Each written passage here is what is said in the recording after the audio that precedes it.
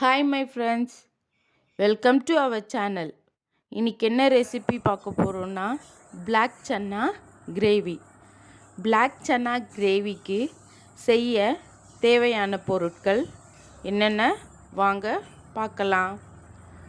ஒரு தக்காளி, 2 வெங்காயம், 3 துண்டு இஞ்சி, ஒரு கட்டி பூண்டு, இது எல்லாத்தையும் ஒன்றா ஒரு மிக்ஸி ஜாரில் சேர்த்து ஒரு ஃபைன் பேஸ்ட்டாக அரைச்சி ஒரு பவுலில் ட்ரான்ஸ்ஃபர் பண்ணிக்கலாம். அதே சமயம் 5 மணி நேரம் ஊற வச்ச கருப்பு சுண்டலையும் தனியாக வேக வச்சு எடுத்துக்கலாம்.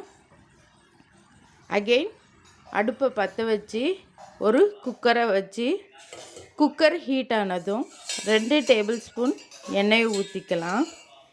எண்ணெய் ஹீட் ஆனதும் 1 டேபிள் ஸ்பூன் சீரகம், ஒரு சிறிய துண்டு பட்டை, 2 ஏலக்காய், 2 பிரிஞ்சி இலை, இது எல்லாத்தையும் வதக்கிக்கலாம்.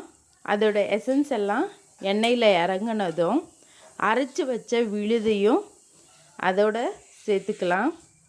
அரைச்சி வச்ச விழுதோட பச்சை ஸ்மெல் போகிற அளவுக்கு வதக்கிக்கலாம். எண்ணெயில் தனியாக பிரிஞ்சு வரும் இல்லைங்களா, அந்த அளவுக்கு அந்த பேஸ்ட்டை நம்ம வதக்கிக்கலாம். அதோடு ஒரு பச்சை மிளகாயும் ஆட் பண்ணிக்கினீங்கன்னா அதுவும் ஒரு டிஃப்ரெண்ட்டான ஃப்ளேவரை கொடுக்கும். இது எல்லாத்தையும் சேர்த்து எண்ணெய் தனியாக பிரிஞ்சு வர்ற அளவுக்கு நல்லா வதக்கிக்கலாம்.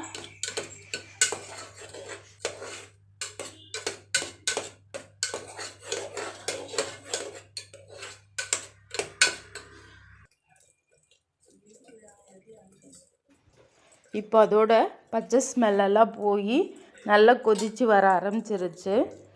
இப்போது ஒரு சின்ன டீஸ்பூன் அளவுக்கு மஞ்சள் தூள், மிளகாய்த்தூள், தனியாத்தூள், இது 3த்தையும் சேர்த்து திருப்பி நல்லா கலந்து விட்டுக்கலாம்.